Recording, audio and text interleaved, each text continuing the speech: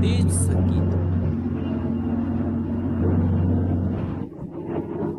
क्या तुम्हारे पास 95 है? 95 नहीं है। तेज संगीत। तो दोस्तों, ये भी चौथा पेट्रोल पंप है जहां मैंने 1995 में पेट्रोल भरवाने की कोशिश की, लेकिन ये भी उनमें से एक नहीं निकला। उम्मीद है यह सिर्फ अस्थायी नाकामी थी। ईंधन संकट मॉस्को तक पहुंच गया है और रूसी अभिजात वर्ग घबरा गया है। कुछ नागरिक पेट्रोल पंपों पर जा रहे हैं और पता लगा रहे हैं कि पेट्रोल पूरी तरह से खत्म हो गया है। एक ऐसा देश जिसे परमाणु हथियारों वाले पेट्रोल पंप के रूप में जाना जाता था, और अब उनके पास पेट्रोल ही नहीं है। यह सब यूक्रेनी प्रतिबंधों जैसे इस एक प्रतिबंध की वजह से है।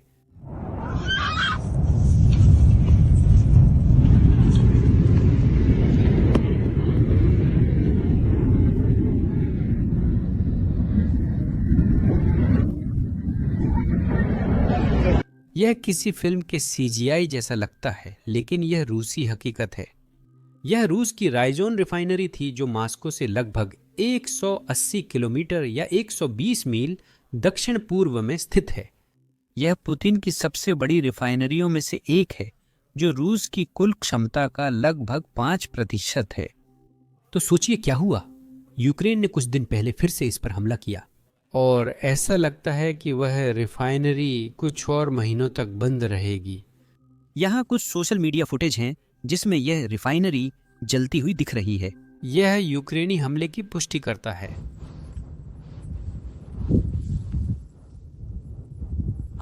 आगे बढ़ने से पहले अगर आप लोग कर सकें तो कृपया नीचे दिए गए सब्सक्राइब बटन को दबाएं, ताकि ऐसी सभी भू राजनीतिक खबरों से जुड़े रह सकें। चलिए अब शुरू करते हैं। बिल्कुल, यह तो बस हाल ही में यूक्रेन द्वारा रूस के अंदर पिछले कुछ महीनों में निशाना बनाए गए रिफाइनरियों की लंबी सूची में सबसे नया नाम है। आप अपनी स्क्रीन पर यूक्रेन द्वारा निशाना बनाई गई सभी रिफाइनरियों के ग्राफिक्स और उनकी तारीखें देख सकते हैं, क्योंकि इनमें से कुछ, जैसे कि रायजान वाली रिफाइनरी जिसके बारे में हमने अभी बात की, उसे कई बार निशाना बनाया गया है, और कुछ को तो 6 अलग अलग बार निशाना बनाया गया है, जो कि पूरी तरह से हास्यास्पद है। अब इसका रूसी अर्थव्यवस्था पर निश्चित रूप से बहुत बड़ा प्रभाव पड़ रहा है। हम पहले ही देख रहे हैं कि पुतिन ने दूसरे देशों को पेट्रोल निर्यात करने पर प्रतिबंध लगा दिया है। ठीक है, सिर्फ 2 दिन पहले पुतिन ने उस प्रतिबंध को बढ़ा दिया है, और अब यह अक्टूबर के अंत तक जारी रहेगा। और इसके अलावा हमने देखा है कि थोक पेट्रोल की कीमतें पिछले कुछ महीनों में 50% तक बढ़ गई हैं, और खुदरा पेट्रोल की कीमत भी बढ़ रही है। लेकिन रूसी सरकार इस बात पर बहुत ध्यान दे रही है कि रूसी नागरिकों को इस युद्ध का असर महसूस न हो। अब ये सब अर्थव्यवस्था की बातें हैं, पर हमले मोर्चे पर कैसे असर डाल रहे हैं, सोचिए। आज सुबह मुझे प्रोफेसर माइकल क्लार्क से खुद बात करने का मौका मिला, और मैंने उनसे यही सवाल पूछा।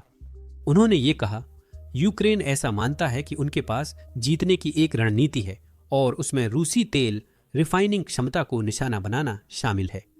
क्या यह कुछ ऐसा है जो मोर्चे पर फर्क डाल रहा है, और अगर हाँ तो कितना बड़ा फर्क पड़ रहा है? हम इसे अक्सर बड़ा चढ़ाकर बताते हैं, खासकर यूक्रेन समर्थकों में। मैं आपकी राय जानना चाहता था, असर कितना है? खैर, वे निश्चित रूप से रूस की यूक्रेनी रिफाइनिंग क्षमता पर असर डाल रहे हैं। ये कम हो गई है। मेरा मतलब है, उन्होंने इसकी लगभग 10 से 20% क्षमता को प्रभावित किया है। मेरा मतलब है, पेंटागन ने कहा, या कम से कम अमेरिका ने, व्हाइट हाउस कहता है। मुझे नहीं पता वे ये आंकड़ा कहां से लाते हैं, लेकिन 10% या शायद उससे ज्यादा। तो ये निश्चित रूप से प्रभावित हुआ है। रूस में पेट्रोल का थोक मूल्य इस साल की शुरुआत से अब तक 55% बढ़ गया है, और ये और बढ़ने वाला है। खुदरा कीमत नहीं बढ़ी है। खुदरा कीमत केवल लगभग 10 या 12% ही बढ़ी है, क्योंकि रूसी सरकार दखल देती रहती है ताकि कीमत को नीचे रखा जा सके। लेकिन अगर थोक कीमत इतनी दर से बढ़ रही है तो इसका असर अगले साल जरूर पड़ेगा, और रूसी लोग इसको लेकर काफी चिंतित हो रहे हैं। इतना कि मेरी समझ के अनुसार, और मैं सिर्फ इतना ही कहूंगा कि यह मेरी समझ है, रूसी लोग यूक्रेनियों से कुछ पहल कर रहे हैं। अगर आप हमारी रिफाइनरियों को निशाना न बनाएं तो हम भी आपकी ऊर्जा अवसंरचना को निशाना नहीं बनाएंगे। मुझे नहीं पता ये सच है या नहीं, पर मेरा मानना है कुछ लोग हैं जो इसे सच मानते हैं। और ये समझ में आता है कि रूसियों को अपनी घरेलू अर्थव्यवस्था पर तेल रिफाइनरी अभियान के प्रभाव को लेकर काफ़ी चिंता हो रही है, जिसे यूक्रेनियों ने अंजाम दिया है। हालांकि आपका सवाल था क्या इसका असर फ्रंटलाइन पर पड़ेगा, और इसका जवाब है सीधे तौर पर नहीं, क्योंकि रूसी हमेशा फ्रंटलाइन के ज़रूरी ईंधन को प्राथमिकता देंगे और उनकी ज़्यादातर गाड़ियां डीजल पर चलती हैं, पेट्रोल पर नहीं, जो कि जाहिर तौर पर एक अलग प्रक्रिया है। अगर इसकी कमी भी हो जाए तो वे फ्रंट लाइन के पास पर्याप्त मात्रा में सुनिश्चित करेंगे। तो इससे रूस की ईंधन आपूर्ति नहीं लेकिन अर्थव्यवस्था जरूर प्रभावित होगी। ये रूसियों को चिंता में डालने के लिए काफी है और ये दबाव को और बढ़ा देता है। रूसी अर्थव्यवस्था इस साल के अंत से अगले साल तक मुश्किल समय का सामना कर रही है। इसी वजह से अगर प्रतिबंध उतनी ही सख्ती से बनाए रखे गए जितनी सख्ती से 2022-23 में लगाए गए थे, तो इनका अर्थव्यवस्था पर वाकई में कहीं ज्यादा बड़ा असर पड़ेगा। मेरा मतलब है, विडंबना यह है कि अमेरिकियों ने रूस पर से प्रतिबंध ऐसे समय हटाए जब उनका रूसी सरकार पर ज्यादा असर हो सकता था। और तेल रिफाइनरी अभियान जो यूक्रेनियन लड़ रहे हैं वो अपने हिसाब से सफल है, लेकिन ये सिर्फ एक अप्रत्यक्ष तरीके से ही सफल है। यूक्रेन में हो रही घटनाओं की बात करें। ये हमले एक और चीज दिखाते हैं जिस पर बहुत से लोग ध्यान नहीं दे रहे हैं, और वो है रूसी वायु रक्षा की विफलता या कमी। हमें ठीक ठीक नहीं पता कि रूस इन हमलों को रोक क्यों नहीं पा रहा है, क्योंकि फिर से रूस अपने पास मौजूद सभी आंकड़े और तथ्य प्रकाशित नहीं करता। लेकिन वजह या तो ये है या वो, क्योंकि रोजन जैसी रिफाइनरी जिसके बारे में हमने वीडियो की शुरुआत में बात की थी, वो वायु रक्षा प्रणाली से सुरक्षित रहती हैं। यह रिफाइनरी यूक्रेन द्वारा कमजोर नहीं पाई गई। यह वही रिफाइनरी है जिसे यूक्रेन पहले भी निशाना बना चुका है, और रूस ने इसकी सुरक्षा की है क्योंकि यह उसकी अर्थव्यवस्था के लिए जरूरी है। फिर भी यूक्रेन इसे दोबारा निशाना बना सकता है, और इसका संबंध यूक्रेनी छल और यूक्रेनी ड्रोन स्पूफिंग से है। इसका मतलब है कि यूक्रेन नकली ड्रोन, टोही ड्रोन का इस्तेमाल कर रहा है ताकि उन्हें जानकारी मिल सके कि वे रूसी हवाई रक्षा को कैसे सही तरीके से चकमा दे सकते हैं, या मेरा मतलब है उन्हें नष्ट कर सकते हैं। और फिर वे असली निशाना साधते हैं, यानी रूसी रिफाइनरियों को। केवल रिफाइनरियों को निशाना बनाने के पीछे और तेल टैंकरों या पाइपलाइनों को ज्यादा निशाना न बनाने के पीछे भी एक बड़ी रणनीति है। अब जाहिर है यूक्रेन उन पाइपलाइनों को निशाना बना रहा है जो हंगरी और सर्बिया को तेल सप्लाई कर रही हैं, लेकिन इसके अलावा यूक्रेन वास्तव में रूस के द्वारा किए जा रहे तेल निर्यात को निशाना नहीं बना रहा है। और इसका कारण दुर्भाग्यपूर्ण है लेकिन सीधा है। इसका संबंध संयुक्त राज्य अमेरिका से है। एक बात तो काफी स्पष्ट है, चाहे व्हाइट हाउस में कोई भी हो, और वो ये कि अमेरिकी राष्ट्रपति और अमेरिकी उपभोक्ता इसे पसंद नहीं करते जब तेल के दाम बढ़ते हैं। अगर यूक्रेन रूसी टैंकरों को निशाना बनाता है तो बाजार अप्रत्याशित प्रतिक्रिया देगा और कीमतें बढ़ेंगी, और यही वह जोखिम है जो यूक्रेन नहीं ले सकता, क्योंकि इससे अमेरिका नाराज हो जाएगा और यूक्रेन को रूस को पीछे धकेलने के लिए अमेरिका की जरूरत है। अब बेशक यह दुर्भाग्यपूर्ण है, क्योंकि अगर यूक्रेन रूस द्वारा किए जा रहे निर्यात पर हमला कर सके तो उसका मोर्चे पर बहुत ज्यादा असर पड़ेगा। लेकिन फिर से यही हमारे समय की हकीकत है, और इसका राष्ट्रपति ट्रंप से कोई लेना देना नहीं है, चाहे व्हाइट हाउस में कोई भी हो। वे नहीं चाहते कि तेल की कीमतें बढ़ें। बात बस इतनी सी है। इसीलिए यूक्रेन रिफाइनरियों पर हमला कर रहा है ताकि अनजान लोगों को बताया जा सके। रूस कच्चा तेल दूसरे देशों को निर्यात करता है जहां उसे रिफाइन किया जाता है, तो चीन उस कच्चे तेल को रिफाइन कर रहा है जो वे आयात करते हैं। भारत उसे रिफाइन कर रहा है, तुर्की उसे रिफाइन कर रहा है, ब्राजील उसे रिफाइन कर रहा है। लेकिन रूसी रिफाइनरियां मुख्य रूप से घरेलू बाजार के लिए कच्चे तेल को रिफाइन करती हैं, और यह तथ्य कि यूक्रेन रिफाइनरियों को निशाना बना रहा है, इसका मतलब है कि घरेलू स्तर पर कमी होने वाली है, जो हम पहले से ही होते हुए देख रहे हैं। बस रूस की इस स्थिति को देखिए, जहां लोग अपनी कार में पेट्रोल भरवाने के लिए मीलों लंबी लाइन में लगे हुए हैं, जो कि पागलपन है।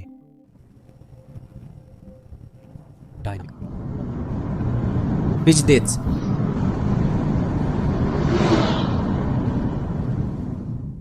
हालांकि ये सब हो रहा है, पुतिन हमेशा की तरह युद्ध चला रहे हैं, अपने सैनिकों को तोप का चारा बना रहे हैं और बातचीत को लंबा खींच रहे हैं।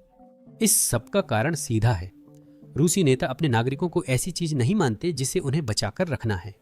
वे अपने नागरिकों को ऐसी चीज मानते हैं जिसे वे खर्च कर सकते हैं। वे उन्हें इंसान की तरह नहीं मानते। तो बातचीत में देरी करने की अपनी नई चाल में पुतिन ने राष्ट्रपति जेलेंस्की को मास्को आकर शांति समझौते पर बातचीत करने के लिए आमंत्रित किया है। तो राष्ट्रपति जेलेंस्की ने उन्हें बहुत चतुर जवाब दिया। ये है जो उन्होंने कहा। अभी अलास्का में शिखर सम्मेलन के 3 हफ्ते बाद भी आपके और पुतिन के बीच कोई मुलाकात नहीं हुई है। उन्होंने कहा कि अगर आप मॉस्को आए तो वे मिलेंगे। वो क्यों आ सकते हैं? आप जानते हैं, अगर कोई व्यक्ति युद्ध के दौरान मिलना नहीं चाहता तो निश्चित रूप से वह कुछ ऐसा प्रस्ताव दे सकता है जो मेरे या दूसरों के लिए स्वीकार्य नहीं हो सकता। लेकिन ये समझ में आता है, मैं किसी भी हालत में मॉस्को नहीं जा सकता। जब मेरा देश हर दिन मिसाइलों और हमलों के तहत है तो मैं इन आतंकवादियों की राजधानी में नहीं जा सकता। ये समझ में आता है और वो भी इसे समझते हैं। सीधी बात यह है, जैसा कि मैंने कहा, कि अब उन्हें कीव आना होगा। तो ये समझ में आता है कि वो फिर से मीटिंग टालने के लिए ऐसा कर रहे हैं। मैंने हमेशा कहा है कि हम पुतिन पर भरोसा नहीं कर सकते। वो चालें चलते हैं अमेरिका के साथ भी, मुझे यही लगता है। मेरे दिमाग में यही बात है। यहां तक कि राष्ट्रपति ट्रंप भी समझ रहे हैं कि पुतिन सच में शांति नहीं चाहते, क्योंकि उन्हें इस बात की परवाह नहीं है कि कितने लोग, कितने रूसी मोर्चे पर मर रहे हैं। अगर पुतिन यूक्रेन पर कब्जा कर सकते हैं तो वह 10 गुना ज्यादा रूसी कुर्बान करेंगे। यही उनका मुख्य लक्ष्य है और उन्हें इस बात की कोई परवाह नहीं है कि वह इसे कैसे हासिल करते हैं।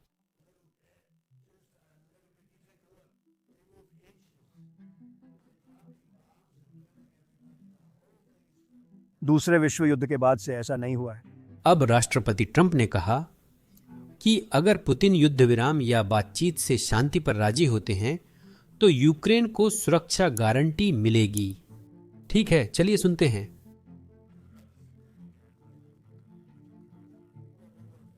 ठीक है, हम उनकी मदद करेंगे, लेकिन हम बहुत सारी जानें बचाना चाहते हैं तो हम उसके लिए कुछ करेंगे। मुझे लगता है लोग उम्मीद करते हैं कि हम उनकी मदद करेंगे। ठीक है, यूरोप सबसे पहले आगे आएगा, काफ़ी आगे, और वे सबसे पहले होना चाहते हैं और वे इसे ख़त्म होते देखना चाहते हैं। यूरोप चाहता है कि यह जल्द ख़त्म हो। हाँ, ये अचानक ख़त्म होगा, सब कुछ एक साथ होगा, अब देखना। YouTube ने अभी अभी एक दिमाग घुमा देने वाली घोषणा की है। यह क्रिएटर्स को हर दिन $64 मिलियन दे रहा है। क्यों? क्योंकि YouTube के पास पर्याप्त क्रिएटर्स नहीं हैं। इसीलिए आप होम पेज पर ऐसे वीडियो देखते हैं जिनके व्यूज 1000 से कम हैं, जैसे ये वीडियो। इसका मतलब ये नहीं कि सभी को चैनल शुरू करना चाहिए, लेकिन अगर आपने कभी YouTube चैनल या बिना चेहरे वाला चैनल शुरू करने के बारे में सोचा है तो अभी एकदम सही समय है। YouTube हर दिन क्रिएटर्स को करोड़ों रुपए दे रहा है और अब पहले से कहीं ज्यादा आधा नए और छोटे चैनलों को आगे बढ़ा रहा है। मुझे यकीन है कि चैनल शुरू करने और बढ़ाने को लेकर आपके मन में कई सवाल होंगे। हमें आप में से कुछ लोगों से हमेशा ईमेल में ऐसे सवाल मिलते रहते हैं। इसीलिए हमने तय किया कि अपनी सारी YouTube सलाह एक ही YouTube वीडियो में बिल्कुल मुफ्त में दें। तो अगर आप अपना खुद का चैनल शुरू करने में रुचि रखते हैं तो आप उस वीडियो को यहाँ YouTube पर देख सकते हैं। बस डिस्क्रिप्शन में दिए गए लिंक या अपनी स्क्रीन पर कार्ड पर क्लिक करें।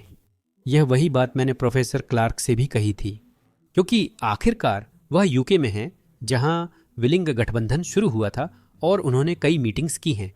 मैं देखना चाहता था क्या वे प्रगति कर रहे हैं या सिर्फ घोषणाएं हो रही हैं। तो चलिए सुनते हैं कि उन्होंने क्या कहा। अब कोलिशन ऑफ विलिंग पर ध्यान केंद्रित करते हैं और मुझे व्यक्तिगत रूप से लगता है कि उन्होंने कितनी मदद देने की बात की है। इसकी तो कई घोषणाएं हुई हैं, लेकिन प्रगति कम हुई है। मेरा मतलब यूरोप के खिलाफ बोलना नहीं है।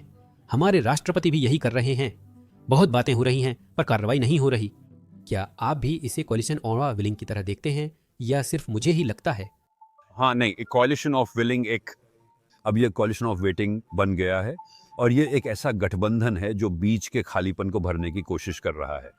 अगर यूरोपियनों ने कुछ न करने का फैसला किया होता और कहा होता हम अमेरिका पर शांति संधि या युद्ध विराम की कोशिश छोड़ेंगे और फिर उस पर प्रतिक्रिया देंगे।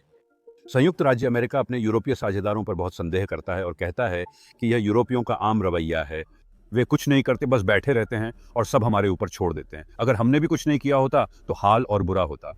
यूरोपियों ने जो कहने की कोशिश की है वह ये है कि देखो, हम कुछ कर सकते हैं, हमारे पास सेनाएं हैं, हम उनका इस्तेमाल करने के लिए तैयार हैं, लेकिन हमें ये नहीं पता कि उनका इस्तेमाल किस लिए करें। जब हमें किसी तरह के समझौते या युद्ध विराम की रूपरेखा दिखाई देगी, तब हम विचार कर सकते हैं कि हमें क्या करना चाहिए।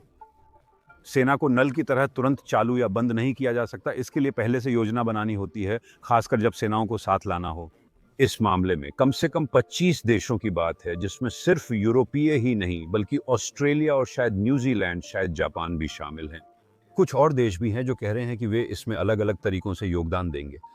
तो भले ही अभी ये बहुत अस्पष्ट लगता है, लेकिन सैन्य साधन हमेशा ही अस्पष्ट रहता है जब तक आप उसे कोई मिशन नहीं देते, जब तक आप उसे ये नहीं बताते कि आप उससे क्या करवाना चाहते हैं। इसलिए इच्छुक देशों का गठबंधन एक योजना बनाने की प्रक्रिया है, जहां देश अपनी बात कह रहे हैं। ठीक है, सिद्धांत रूप में हम विमान दे सकते हैं, हम परिवहन दे सकते हैं, हम जमीन पर सैनिक दे सकते हैं, लेकिन जब तक हमें पता नहीं होगा कि हमसे क्या करने के लिए कहा जाएगा, तब तक हम समझदारी से किसी भी चीज के लिए हामी नहीं भरेंगे। और इसलिए हम सब गोल गोल घूम रहे हैं। और पिछले हफ्ते हमने कोalition ऑफ द विलिंग की 8वीं बैठक देखी। उन्होंने शुरुआत की थी, मुझे लगता है ये 2 मार्च और 8वीं बैठक थी, और एक तरह से वे गोल गोल घूम रहे हैं, इंतजार कर रहे हैं कि संयुक्त राज्य अमेरिका कुछ पेश करे या फिर पीछे हट जाए। मुझे यकीन है कि यूएस पीछे हटेगा। लेकिन अब हम उस मुकाम पर हैं जहां या तो ट्रंप पुतिन से बात करने के लिए तैयार हैं और कुछ ऐसा लेकर आएंगे जिससे कहा जा सके ठीक है, यही समझौता है। अब हम उस समझौते के लिए सुरक्षा कैसे करें? हमारे पास ये और ये है। हम इसकी योजना महीनों से बना रहे थे। ये एक जिगसॉ की तरह है। अब हम जिगसॉ के टुकड़ों को जोड़ेंगे ताकि इस तरह की तस्वीर बने शायद जो आप चाहते हैं। यह इसका आशावादी संस्करण है कि यह सब किसी न किसी समाधान या कम से कम कुछ करने के लिए सहमति से पहले एक योजना अभ्यास रहा है। मुझे लगता है कि हम सब गोल गोल घूम रहे हैं क्योंकि कुछ नहीं होगा। राष्ट्रपति ट्रंप इस युद्ध से बाहर निकलने की कोशिश कर रहे हैं और इसका एक हिस्सा, इस इच्छुक गठबंधन को बनाने की प्रक्रिया का एक हिस्सा यह है कि जब यह काम नहीं करता है तो वॉशिंगटन यूरोपीय और यूक्रेनियों को दोष देने से बचने की कोशिश कर रहा है, क्योंकि हम जानते हैं कि ट्रंप प्रशासन इस मामले में पुतिन का पक्ष लेने की ओर ज्यादा झुका हुआ है। मेरा मतलब है, स्टीव विटकॉफ पुतिन की बातें लगभग बिंदु दर बिंदु दोहराते हैं। वह हमेशा रूसी कहानी को तोते की तरह दोहराते रहते हैं और ट्रंप, हम जानते हैं, विटकॉफ की बात सुनते हैं। तो विटकॉफ मॉस्को में मीटिंग्स के लिए जाते हैं, लावरोव और पुतिन से मिलते हैं, और कमरे में कोई और नहीं होता, सिर्फ एक दुभाषिया होता है जो एक रूसी दुभाषिया है। आप जानते हैं, रूसी विदेश मंत्रालय से कोई व्यक्ति, और वो वहाँ बैठते हैं, वो कोई नोट्स नहीं बनाते, बस बैठते हैं, बात करते हैं और सुनते हैं, और फिर वो चले जाते हैं और कहते हैं मुझे लगता है कि वो ऐसा सोचते हैं, मुझे लगता है कि वो वैसा सोचते हैं। मेरा मतलब है, बिजनेस में ये ठीक हो सकता है, लेकिन पेशेवर कूटनीति में ये शौकिया रवैया सबसे खराब है। और इसलिए विटकोव एक रूसी संस्करण के साथ लौटते हैं कि असल में तर्क क्या है, सच्चाई क्या है, और संयुक्त राज्य अमेरिका इस नजरिए में है। अब उसका मानना है कि अगर कोई शांति समझौता नहीं होता है तो रूस युद्ध जीत जाएगा, रूस सैन्य रूप से युद्ध जीत लेगा। यूक्रेनियों को हालात बिगड़ने से पहले समझौता करना चाहिए, और ये यूरोपीय लोगों की खुफिया आकलन नहीं है, और मैं आपको यकीन दिला सकता हूं ये वो खुफिया आकलन नहीं है जो यूक्रेनी कर रहे हैं। उन्हें रूस की कमजोरियां पता हैं और थोड़ी मदद से वे और बेहतर कर सकते हैं, यही उनकी सोच है।